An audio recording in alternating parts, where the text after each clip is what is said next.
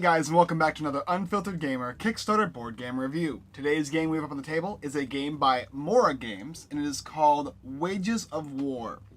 Wages of War is a 2 to 4 player game, which is slightly cooperative in the theming of the game, but completely competitive. Well, let me explain. Well, you're four armies from different kingdoms waging war on this one center castle.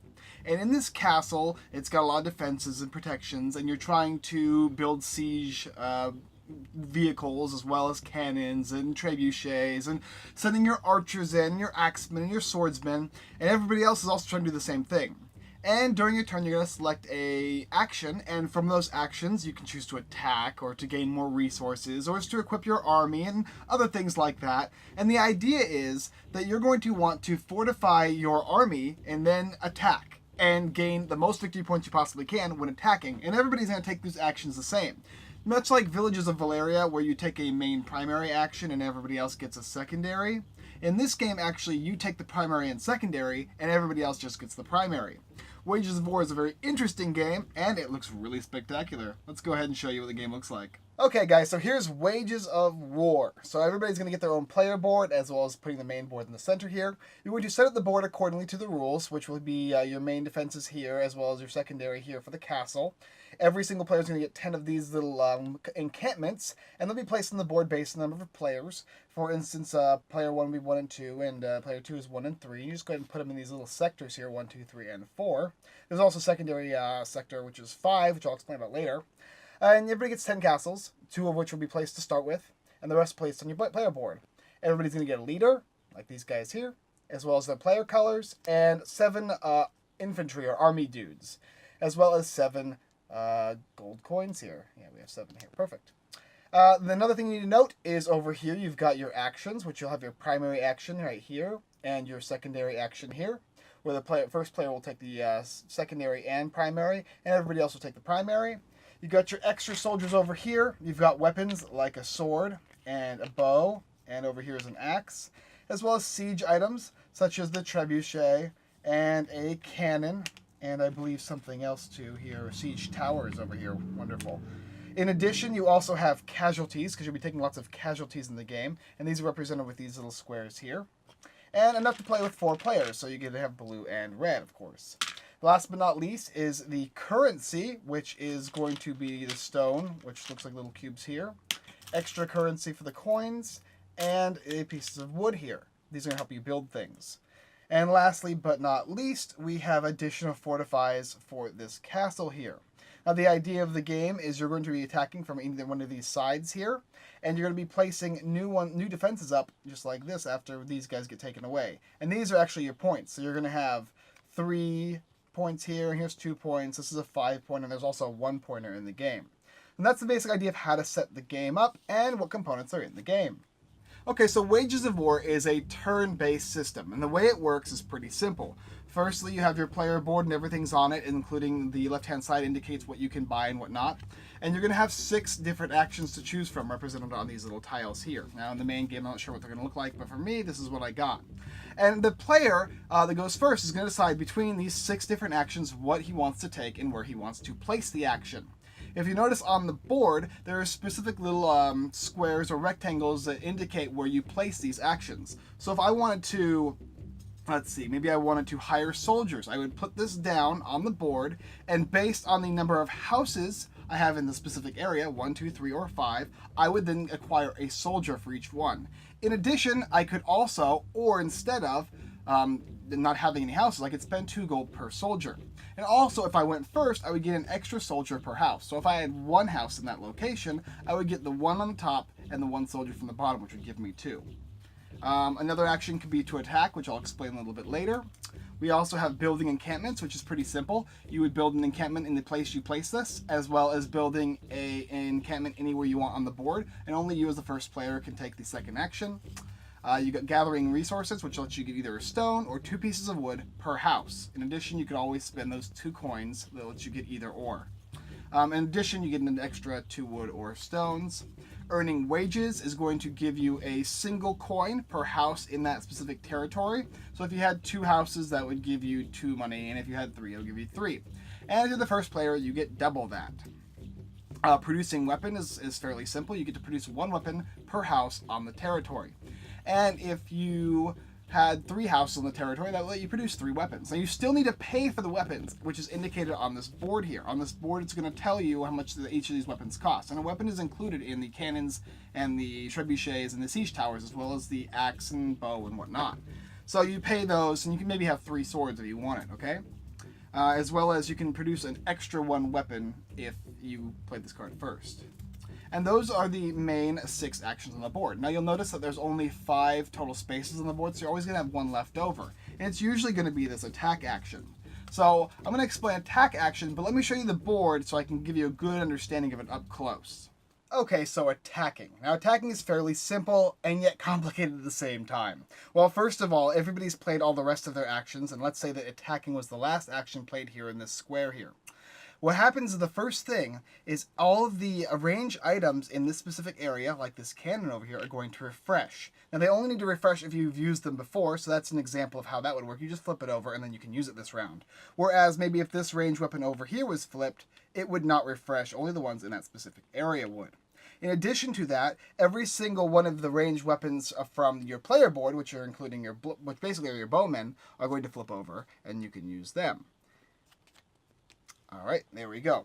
Now, after that's happened, the first player, the player who played the attack, is going to be the one who decides where his general goes. Maybe he'll want to go right here. Followed by the next player, maybe this guy right here, and he'll place his, let's go right over here. Okay, great. So now they've got their two sides. And as you can see, there's arrows pointing to these shields over here. The first thing that happens is the range attack goes through, and this player is going to use his range. Now he has a cannon over here in this 5th area, and this 5th area is very interesting. In this 5th area, you can't play siege towers, but for any trebuchet you play or any cannon you play, you get an additional damage. In addition to, cannons normally can only attack in the area they are in. So if this cannon was here, he could only attack in these 2 spots. Or if the cannon was over here, he can only attack in these 2. A cannon is placed here, he can attack any of these 4 spaces. Trebuchets, on the other hand, can attack anywhere on the board. They're able to attack anywhere other than this middle section here. So they can be placed over here and attack. So this little player here is going to decide which one of these 2 he's going to range attack. So he'll go for the 3. That'll be the easiest for him. And he'll use this cannon over here. He'll flip it on over. That does 3 damage to it, and he gets to keep this piece. Afterwards, another thing gets put back on. Actually, these are technically supposed to be flipped over and hidden and shuffled. So just like that. So you don't know what you're going to get. You flip it over. Okay, it's a 2. So he can use this cannon if he'd like. Flips that over, and he gets another one of these 2. 2 for 2. And the damage is based on what the cannon says. So it says 2 damage on it. Let's see another one. Maybe we'll get lucky here. Nope, that's a 4. That's no luck there.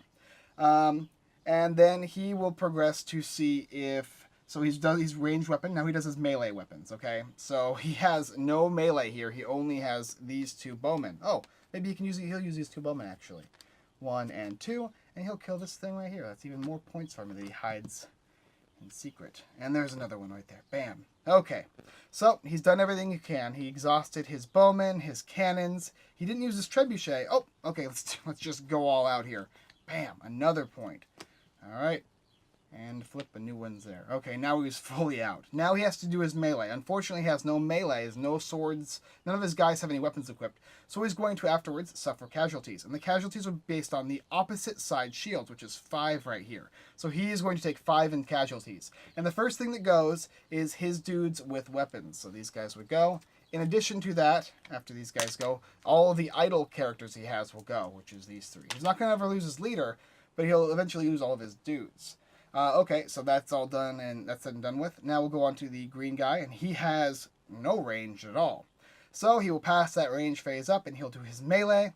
And his melee have 2, 2, and 1, which is 5. And melee doesn't get to select targets individually. They have to target both of these when placed here. That's why you have the 2 little arrows here. They both have to be hit. So this is 5, and he has an equivalent of 5 using these guys. So he gets these points right here. Bam. In addition to successfully completing these, he gets a bonus one of these, and he puts it down here. And then fills the space back up, just like that. Easy peasy. After that's all done, he suffers his casualties, which is 5, so he'll have to lose his 3 guys here with his 3 weapons. Yes, you're going to be losing a lot of characters in this game, in addition with 2 more idols. And you put these characters back, and that is the end of the attack phase. Afterwards, it's fairly simple. Everybody's played all their things, and they will take all these actions here and put them over here. Maybe so you guys can see them.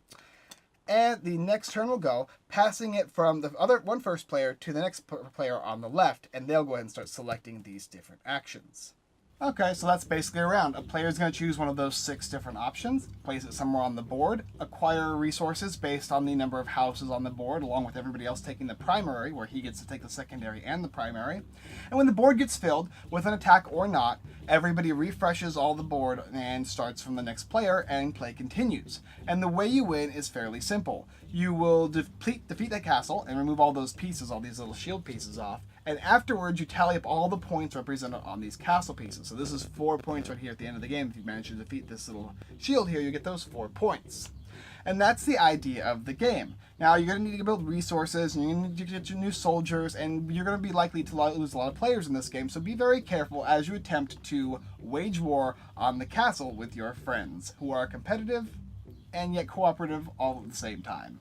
So Wages of War by Mora Games is a very interesting and unique game. Now, I haven't seen a lot of these games where the theme is very cooperative, but yet you're very competitive in the game. But what I have seen a lot of is the placement style games, and this is a fairly easy one to learn. Placing the pieces down on any of those spots and trying to put your castles in certain areas is going to be very, very strategic, and yet everybody has those same options, very similar to the Valeria aspect of putting the things down and acquiring the primary or the secondary abilities for the first or the second players. So that all works out very well and fine. The boards themselves are really cool. I like how it shows actually the production cost, and it's very nice to have your little characters on here. It'll be interesting to see what they do on the Kickstarter as opposed to just this prototype here. Another interesting thing too is realizing that your characters are all going to die eventually, and you're going to need to get more and more. And as the game continues, you're going to be putting more houses down, and you're going to be getting more coins and more weapons and more bricks and all that good stuff to make new and improved siege offensive, right? Along with everybody else. So the placement is very, very, very important. The quality of the game is stellar. I'm very, very excited to see what this game looks like. I'm happy to get my hands on a copy. Just the prototype alone with these cool little meeples that represent the soldiers, represent your commander, represent all the little encampments. It really does feel like you are attempting to seize a tower with all of your friends and family, right? And the competitiveness is there, but yet you're not like forcibly trying to screw over your neighbor. It does that in some aspect where you're like, oh, I really wish I got that action. But at the same time, on the next action, you can take that action. So it does that has that first player appeal, right? The game is very solid as far as replayability. The game's always going to be different with different players, and it's always going to be different on choosing your strategy. Now, is there a best way to win? I'm not sure. There might be a best way to win as for what you should go, but it's really going to depend on the shields and where the shields are located and where you have your houses. So there's a little bit of luck involved in what type of shields you're going to be drawing as you destroy the castle itself. I like the idea of including resources as well as including the soldiers as resources. They're not just player pieces that you put down. The actions are basically the placement, which is interesting, as well as the players themselves will be equipped with swords and then blown to pieces. So the game altogether works really well, and I think overall this game is a very, very solid game. And it's currently on Kickstarter right now. I definitely suggest you checking this game out. Wages of War is a game I will be putting on my shelf as soon as I get myself a premium platinum copy. Alright guys, thanks for watching another Unfiltered Gamer Kickstarter board game review. If you like this review and you'd like to see more, don't forget to check out the rest of our videos here on YouTube. Like, subscribe, and comment. As well as checking out this game, Wages of War. It is an excellent Kickstarter game and it is currently going on right now, so go ahead and take a look at it if you're interested. Link is in the description below.